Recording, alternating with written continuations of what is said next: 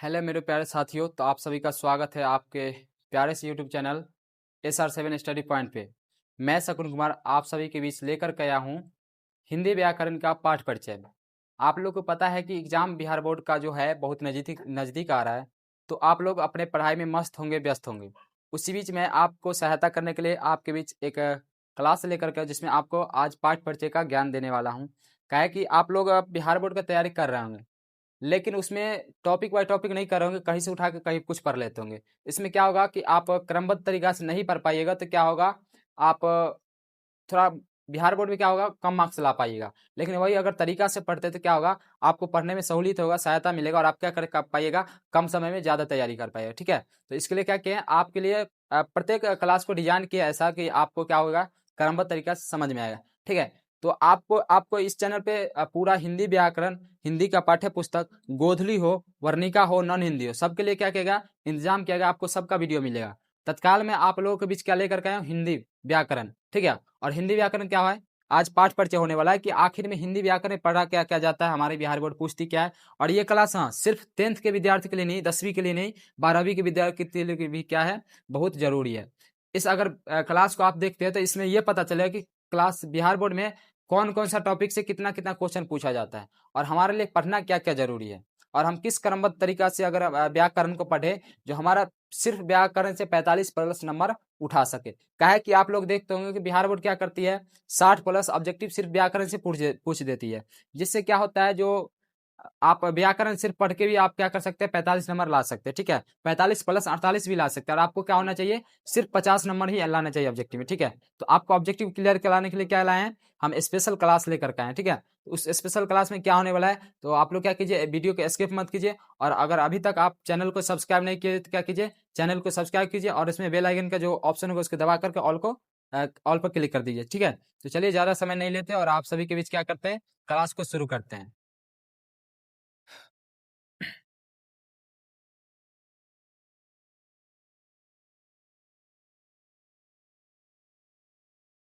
देखिए क्लास क्या है आपका, आप बता दिए, पहले बता दिए कि क्या है, हिंदी व्याकरण का पाठ परिचय होने वाला है, क्या क्या हिंदी व्याकरण पढ़ना है। ठीक है, तो पहले हम टॉपिक पे बात करते हैं, क्या है व्याकरण। व्याकरण का आप लोग डिफिनेशन पहले से जान दो कि व्याकरण क्या होता है।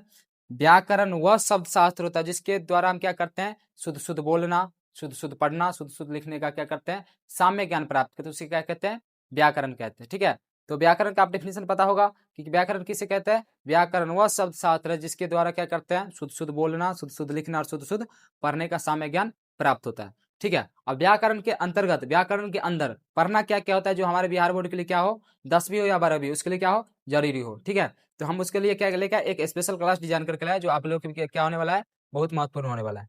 चलिए अब क्लास पे ध्यान देते हैं कि क्या है। इसमें बताया गया है कि पहला क्या है,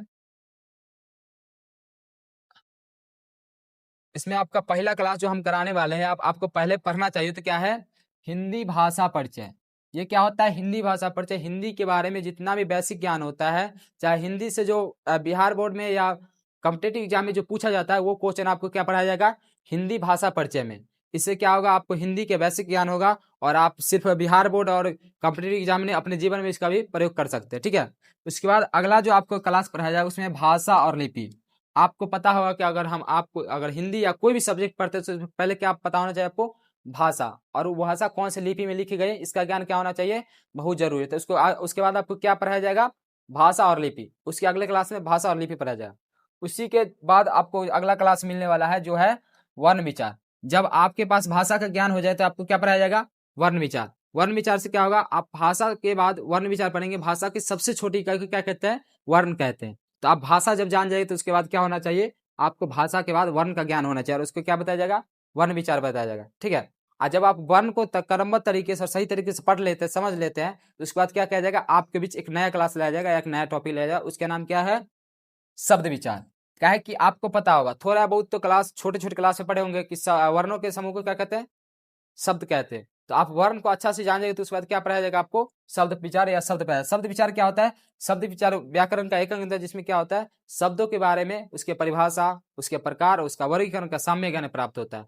यानी कि शब्द के विचार के अंदर शब्द के जितने भी परिभाषा होते हैं, प्रकार होते हैं, उसका उपयोग होते हैं या उसका उदाहरण क्या हो सकते हैं, ये सब के बारे में क्या करेंगे, साम्य ज्ञान प्राप्त करेंगे, यानी कि उसके बारे में अध्ययन करेंगे। किस में करेंगे अध्ययन, शब्द विचार में। उसके बाद जो अगला क्लास आपके बीच आने वाला है वो क्लास है संज्ञा। अब देखिए शब्द विचार के अंदर क्या पढ़ते हैं, संज्ञा। संज्ञा किसी व्यक्ति, वस्तु, स्थान आदि के नाम को संज्ञा कहते हैं। अब नाम का बात अगर तो हम लिख देते हैं राम, लिख देते हैं रहीम, ठीक है। अब ये सारे शब्द इसमें क्या है, ये सिर्फ शब्द है, और ये शब्द अगर हम जान रहे तो इसको किसके अंतर्गत पढ़ना होगा, शब्द विचार के अंतर्गत। शब्द के विचार के अंतर्गत हम क्या पढ़ाएंगे, आपको संज्ञा पढ़ाएंगे। जब संज्ञा आप खत्म करते हैं उसके बाद क्या आएगा, आपका अगला सर्वनाम आएगा। जब सर्वनाम का क्लास खत्म होते मात्र आपका अगला क्या आ जाएगा, क्रिया का क्लास आएगा। जब क्रिया खत्म हो जाएगा तो उसके बाद क्या आएगा, आपके बीच आ जाएगा विशेषण। और ये सब क्या करते हैं, ये सिर्फ क्लास ही नहीं आएगा, आपके बिहार बोर्ड में पूछा भी जाएगा। चाहे आप 10वां में पढ़ रहे हो या 11th 12th में पढ़ रहे हो, आपके बिहार बोर्ड क्या करती है, ये सारे टॉपिक से क्वेश्चन पूछती है। तो आपको क्या करना पड़ेगा, क्रमबद्ध तरीका से ये सारे क्लास को क्या करना पड़ेगा, कवर करना पड़ेगा। हाँ, अगर आपको सारा क्लास क्रमबद्ध तरीके से चाहिए, इसका प्लेलिस्ट चाहिए, तो आप हमारे यूट्यूब चैनल को क्या कीजिए, सब्सक्राइब कीजिए, जिसका नाम क्या है, SR7 स्टडी पॉइंट। और इसका बेल आइकन दबाइए, जो आपको जो भी क्लास होगा आपके पास क्या किया जाएगा, सबसे पहले पहुंच जाएगा, ठीक है। जब आप विशेषण का क्लास खत्म करते आपके सामने आ जाएगा अव्यय या अभिकारी शब्द। और आप लोग थोड़ा सा कंफ्यूज ना होइएगा, क्या है कि यहाँ पे अव्यय या अभिकारी शब्द लिखा गया है। शब्द विचार के अंदर ही आप शब्द के प्रकार पढ़ेंगे, उसमें अविकारी और विकारी शब्द आते हैं। तो विकारी शब्द के अंदर ये 4 आ जाते हैं, तो हम चारों को लिख दिए हैं, क्या ये ज्यादा फेमस है। उसके बाद क्या आता है, अविकारी शब्द। अविकारी शब्द किसको पढ़ेंगे, क्रिया विशेषण, संबंधवाचक, समुच्चयवाचक, विस्मयादिबोधक। नाम तो आप सुने होंगे, क्या है कि इंग्लिश जब आप ग्रामर पढ़ते हैं तो पास्ट ऑफ स्पीच पढ़ते हैं, उसमें 8 को पढ़ते हैं। और वो 8 में क्या है, ये 8 में 4 को तो यहाँ आ गया और चारों यहाँ से पढ़ेंगे, ठीक है। जब ये सबका क्लास खत्म होगा तो उसके बाद क्या आएगा, लिंग, कारक, वचन। और ये क्वेश्चन, ये जो टॉपिक है, ये आपको टॉपिक बहुत ही इंपॉर्टेंट होने वाला है, और ये बहुत अच्छे तरीके से क्रमबद्ध तरीके से पढ़ाया जाएगा। लिंग, वचन, कारक, यहाँ से बिहार बोर्ड क्वेश्चन पूछता ही पूछता है, ठीक है। और इस सबसे क्वेश्चन जब पूछता है तो आपको क्या पढ़ना पड़ेगा, पढ़ना जरूरी ही जरूरी है, ठीक है। जब ये सारे क्लास खत्म होंगे तो उसके बाद जस्ट आ जाएगा उसके बाद वाच्य काल। अब यहाँ से तो आपको काल तो वर्तमान, भूतकाल, भविष्य काल, ये सब तो पढ़ना ही होता है। उसी के साथ साथ क्या पढ़ना होता है, वाच्य पढ़ना होता है। ये सब क्या है, हमारे बिहार बोर्ड के लिए बहुत ज्यादा जरूरी क्वेश्चन टॉपिक है। उसी के जस्ट नीचे आता है शब्द रचना। जैसे कि आप लोग जानते होंगे कि अगर हमको बनाना होगा विद्यालय, विद्यालय, विद्या जोड़ आलय बन जाता है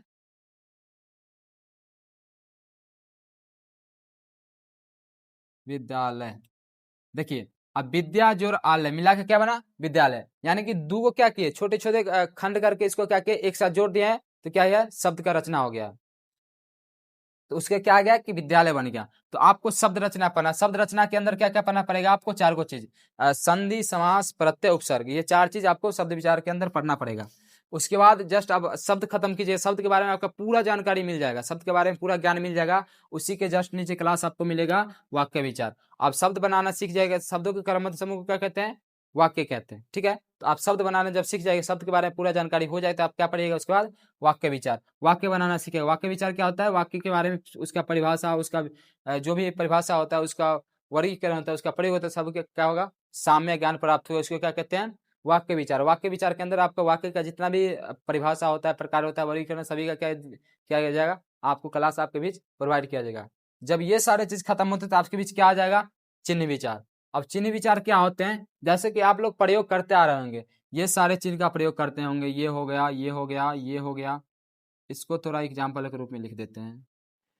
जैसे में ये हो गया, ये सारे चिन्ह क्या है, प्रयोग तो करते हैं। ये सारे चिन्ह आप लोग प्रयोग करते आ रहे हैं, हमेशा हमेशा प्रयोग करते हैं। लेकिन इसके बारे में नहीं जानते, अगर जानते भी तो ये 4-5 चिन्ह जानते हैं। इसके बाद क्या क्या जानते हैं, नहीं जानते कि क्या होने वाला है। अगर जानते भी है तो क्या होता है कि भूल रखे हैं, ठीक है। और बिहार बोर्ड तो आपको क्या करता है, चिन्ह विचार से क्या करता है, क्वेश्चन पूछ भी करता है 2 या 3 को। तो आपको क्या करना पड़ेगा, क्वेश्चन को हमेशा, सॉरी, इस टॉपिक को हमेशा आपको क्या करना पड़ेगा, ध्यान में रखना पड़ेगा। तो इसको, इसके लिए क्या करने का, आपको ये चिन्ह विचार का क्लास जरूरी जरूरी है। उसके बाद जब आप ये सारी चीज खत्म करते हैं तो उसी बीच आपको बीच बीच में आप एक क्लास करते जाइएगा, जो है पर्यायवाची, विलोम और मुहावरा। ये तीनों काम हम लोग करेंगे आपके बीच कुछ स्पेशल करेंगे, लेकिन आपको इस तीनों टॉपिक को पढ़ने के लिए आपको खुद पर मेहनत करना पड़ेगा। क्या है कि जब तक आप खुद पर मेहनत ना कीजिएगा तब तक आपको पर्यायवाची बनाने का कोई नियम या कोई तरीका नहीं होता है। पर्यायवाची आपको याद करना होता है या पर्यायवाची शब्द को आपको ध्यान में रखना होता है। उसके बाद विलोम, हाँ विलोम बनाने का शब्द क्या है, एक चीज का क्या उल्टा होता है। जैसे अगर हम लिख दिए रात, अब रात का क्या होता है, दिन होता है। लेकिन वहीं पे थोड़ा सा भारी शब्द आ जाता है, जैसे लिख दिए तुच्छ। अब तुच्छ शब्द तो आप लोग शायद अगर नहीं भी जान रहे हो तो क्या बनाएगा, उसका तो नहीं बना पाइएगा। तो विलोम क्या करना पड़ेगा आपको, थोड़ा सा शब्द के बारे में, हिंदी पढ़ते हैं तो हिंदी के बारे में ज्ञान रहना जरूरी है। तो जैसे तुच्छ है तो तुच्छ का मतलब क्या होता है, बहुत छोटा। तो तुच्छ क्या क्या बोल देंगे हम, महान। तो ठीक है, आपके बीच क्या किया जाएगा, कुछ ऐसा ऐसा शब्द लाया जाएगा जिसको आप होमवर्क के रूप में दिया जाएगा, और आप क्या किया जाएगा, इसको बनाइएगा। और कुछ वीडियो भी आपके पास में भेजा जाएगा, जिससे आपको क्या हो, बिहार बोर्ड जो अभी भी है ये सब पर्यायवाची हो, विलोम हो, इस सबसे पूछते हुए आपके बीच में हम वीडियो लाते रहेंगे। ठीक है, सब ये सब खत्म होने के बाद मुहावरा भी आपको पूछा ही जाएगा कि मुहावरा क्या होता है। मुहावरा जैसे गांव में कहावत चलता है ना, तो वही क्या होता है, मुहावरा होता है। जैसे कि लोग बोलते हैं कि ये बंदा जो बाहर से कमा करके आया वो घाट घाट का पानी पी करके आया। यानी कि जो लोग बाहर से घूम के आए हैं, जो लोग बहुत जगह से घूम के आए हैं, तो क्या करते हैं, बहुत अनुभव कर लेते हैं जीवन के बारे में। तो क्या होता है, घाट घाट का पानी पीने का मतलब होता है बहुत अनुभवी होना। यानी कि ये जो घाट घाट का पानी पीना की क्या है, एक मुहावरा है। और ये मुहावरा क्या करना पड़ेगा, आपको हम याद भी करवाएंगे और आपको होमवर्क के रूप में दिया भी जाएगा। ठीक है, उसके बाद सब कुछ खत्म होने के बाद अब आता है रस, छंद, अलंकार। किसी भी शब्द का क्या करने के लिए, सजाने के लिए, सुसज्जित करने के लिए इसका प्रयोग किया जाता है। और ये बहुत से प्रकार के आते हैं, रस, छंद, अलंकार। तो क्या करना पड़ेगा, आपको इसका क्लास करना पड़ेगा।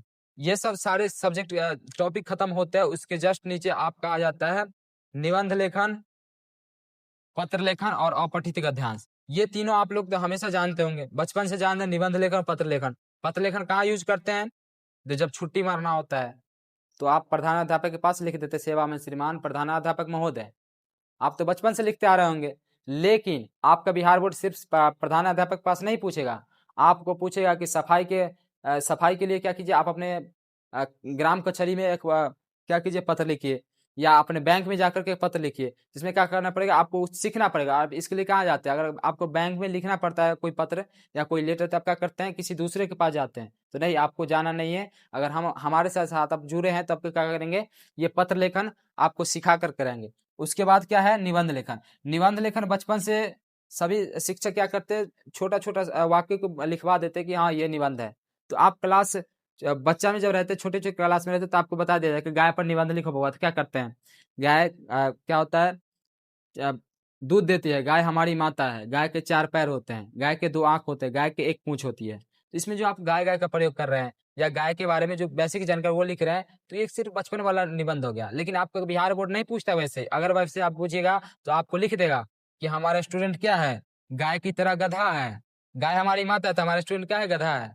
ठीक है, उसी प्रकार क्या किया जाएगा, आपको नंबर नहीं देगा। ठीक है, तो इसलिए क्या करना पड़ेगा, आपको निबंध लेखन सीखना पड़ेगा। और निबंध लेखन में सिर्फ जो निबंध कहा जाता है उसी के बारे में नहीं, उसका पहले विचार बिंदु बनाना होता है। विचार बिंदु में लिखा जाता है ये विचार बिंदु, इसके बाद इसका प्रस्तुत पंक्ति ये है। ठीक है, और उसके बाद सब कुछ होने के बाद विचार बिंदु 2-4 को लिख दीजिए। उसके बाद क्या किया जाएगा, निष्कर्ष लिखना पड़ेगा कि हाँ ये सब करके हमारा ये निष्कर्ष निकला, और उसके बाद 4-5 पंक्ति में उसको लिखना पड़ेगा। ठीक है, तो इस प्रकार से क्या किया जाएगा, आपको निबंध लेखन सिखाया जाएगा। यहाँ पे लिखा हुआ लेखन थोड़ा गलती है। ठीक है, निबंध लेखन सिखाया जाएगा, और उसके बाद कुछ निबंध लेखन आपको होमवर्क के रूप में भी दिया जाएगा। ठीक है, जब ये सब का क्लास खत्म करते हैं उसके बाद क्या होता है, अपठित गद्यांश। अपठित गद्यांश क्या होता है, जैसे बिहार बोर्ड गद्यांश देती है। ठीक है, बचपन में हम लोग क्या करते थे, इंग्लिश हमको नहीं आता था तो क्या करते थे, इंग्लिश को क्या करते थे, एक शब्द लिख देते तो वहां पे CAT कैट। अब कैट को नीचे अगर क्वेश्चन दिया है कैट के रिलेटेड कोई क्वेश्चन, तो हम कैट से शब्द मिलाते थे और लिख देते थे इसका आंसर कि हाँ इसका आंसर ये होने वाला है। लेकिन इसमें मिस भी हो जाता था, गलती हो जाता था। ठीक है, उसी प्रकार कुछ बच्चे क्या करते हैं, गद्यांश को क्या करते हैं, उसी प्रकार बनाते हैं कि हाँ इसमें पहला अ मिल रहा है तो ऊपर से अ मिला करके उसका आंसर लिख दे। नहीं, ऐसे नहीं होता है। कभी कभी पूछ देते उसका शीर्षक का नाम क्या होने वाला है।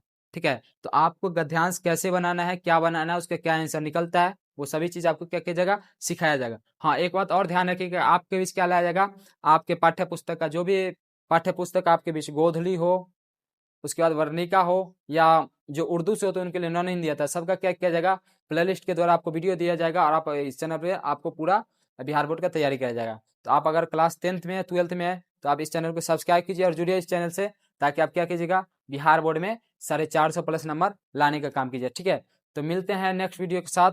तब तक के लिए आप अपने पढ़ाई में मस्त रहिए। जय हिंद, जय भारत।